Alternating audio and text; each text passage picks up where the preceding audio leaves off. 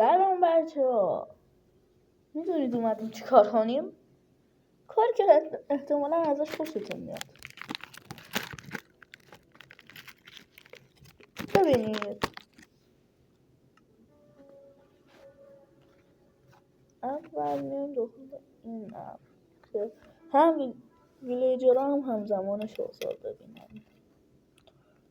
میگید چیه که ویلیجرها آزار میبینن؟ خوشمون اومد. آره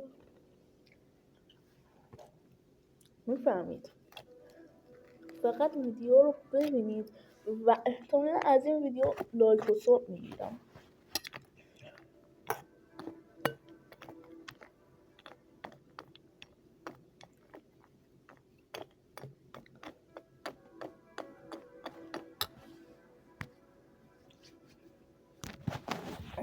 خب شما خود سختیم.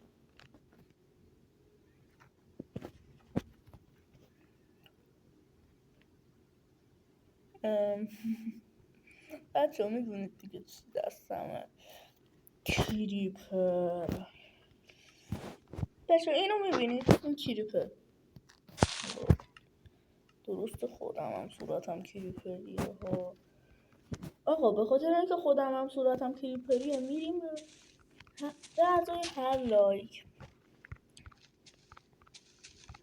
5 تا تین، نه به ازای هر لایک 10 تا TNT میذاریم.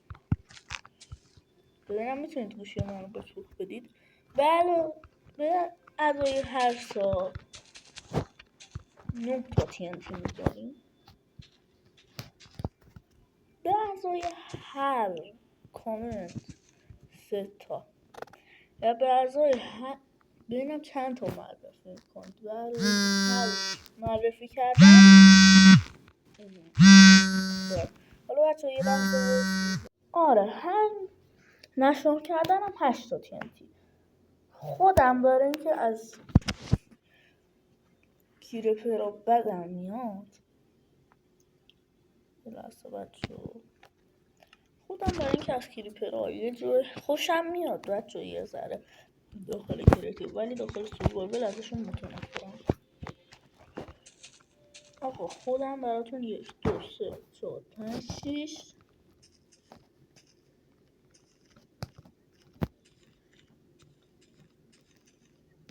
بچه من خودم یه 20 تایی براتون اینجا میذارم.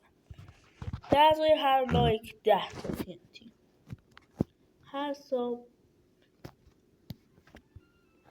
9 تا TNT، هر کامنت 8 تا TNT و هر نشر کردن یا همون معرفی کردن میدونید چند تا TNT میشه؟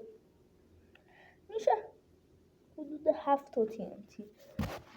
حالا من خودم بچه براتون 20 21 22 23 24 25 26 27 28 29 30 31 32 تا بچه براتون گذاشتم. ببینم میتونید چیکار کنید. و به ازای هر کامنتی که بنویسه کریپر به اینجا کریپر اضافه میشه.